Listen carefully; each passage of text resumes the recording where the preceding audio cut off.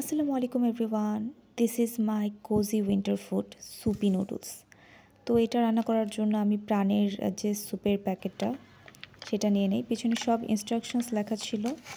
তো আমি যেহেতু হোস্টেলে থাকি, চুলা নেই, তো আমাকে রাইস কুকারেই আসলে রান্নাটা সেরে নিতে হয়েছিল। তো যে মিক্সচারটা ছিল আমি রাইস কুকারের যে পাতিলটা থাকে ওখানে এটা ঢেলে নেই এবং ইনস্ট্রাকশন অনুযায়ী পানি দেই এবং তার থেকে একটু বেশি পানি দেই আমি। তার কারণ আমি এখানে নুডলস অ্যাড করতে চাচ্ছিলাম যেন নুডলসটা ঠিকভাবে সিদ্ধ হয়। সেজন্য আমি আরেকটু বেশি পানি অ্যাড করে দেই। তো আমি নুডলস নিয়েছিলাম মিস্টার নুডলসের, এই প্যাকেটটা আমার খুবই পছন্দের।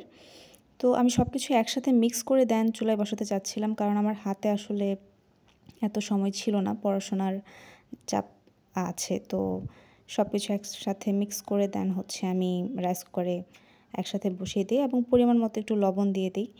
আর হচ্ছে একসাথে নাড়াচাড়া করে মিক্স করে দেন হচ্ছে চুলায় বসাই, রাইস কুকারে বসাই। তো একটা ডিম ফাটিয়ে নিয়েছিলাম মাঝখানে এবং ডিমটাকে ভালোভাবে ফাটিয়ে নেওয়ার পর যখন আমার নুডলসটা প্রায় হয়ে যায়, তখন রাইস কুকার থেকে নুডলসটাকে নামিয়ে হচ্ছে ডিমটাকে ফাটানো ডিমটাকে এটার সাথে মিক্স করে দেই এবং মিক্স করার পর আবার কিছুক্ষণ রাইস কুকারে দিয়ে কিছুক্ষণ গরম করি অ্যান্ড দেন সার্ভ করে নেই। আর এই উইন্টারে আসলে গরম কিছু যেমন স্যুপ বা সুপি নুডলস আমার খুবই পছন্দের।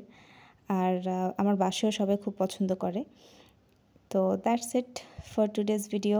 আর আমার ফ্রিজে কিছু স্প্রিং রোল ছিল, তো ভাবলাম ওয়াই নট